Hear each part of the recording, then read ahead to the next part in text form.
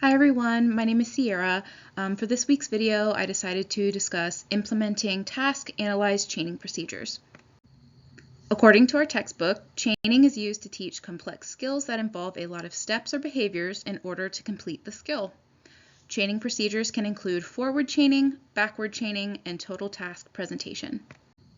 For this slide, I wanted to include two key points that I think are important to remember when creating a task analysis. The first being, before chaining procedures can be created, a task analysis must be completed. And the second, from our textbook, when creating a task analysis, the RBT must break down complex skills into smaller, more teachable units. So before I start fully discussing this slide, I'm going to acknowledge that it is probably overwhelming that I included 28 steps in this scenario. When I was looking online for visual aid examples for task analysis and brushing your teeth, they usually only had around 5 steps max. I decided to include these 28 steps because it is pretty accurate to the task analysis that I have run with previous students in the past. Granted, these students were a little bit older, and so no, I would not expect younger students or children to be able to independently follow 28 steps. However, brushing your teeth is a task that needs to be completed in a sequence, much like dialing a phone number, tying your shoes, or it's not actually going to be completed fully.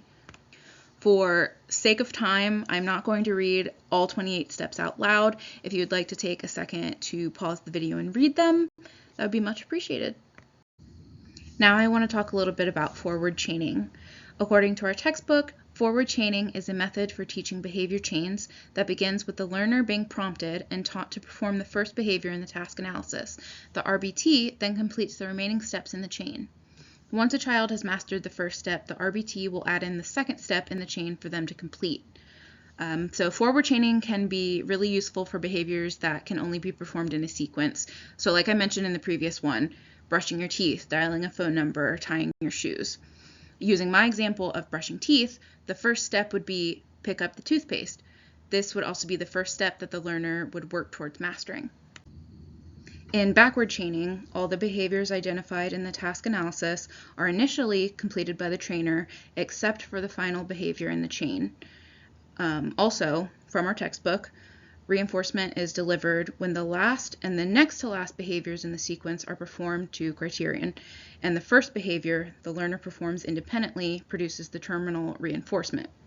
Again, using my toothbrushing example, the learner would be working on placing the cup on the sink independently, which is the last step. In total task, the learner is expected to perform the steps from first to last, except that instead of training one step at a time and not being able to train the next step until the previous has been mastered, the trainer can train each step daily. Total task should only be used when the learner has already demonstrated independence in several steps in the chain. When I worked as a behavior tech years ago, I used a lot of forward chaining, but not a lot of total task presentation, so that's why I wanted to include a total task scenario on this slide. So again, kind of incorporating my toothbrushing task analysis, for the first step, I would give my student the opportunity to independently perform the entire toothbrushing task analysis. The second step, I would then document which steps in the chain my student can and cannot perform independently. Next, for the third step, I would allow my student to begin the task analysis again and provide prompting on the steps in the chain that they were unable to perform independently. For the fourth step, as the RBT, I would not provide prompting for the steps that my student can execute independently. Lastly, for the fifth step, with each presentation of the chain, prompting is faded until my student can perform all of the steps independently. So for my last slide, I just wanted to include these two quick questions. You guys obviously don't have to answer them, but it would be fun if you did because I'd love the input. So like I said in the previous slide, when I worked as a behavior tech, I didn't use a lot of total task presentation, but maybe some of you do, and I know that a lot of you that are already in this class are registered behavior techs. So my questions for you, so if you have experience as a behavior tech, which chaining procedure do you use the most often, and which chaining procedure would you prefer to use? Thank you so much to those of you who took the time to watch my video. Hopefully it made some sense.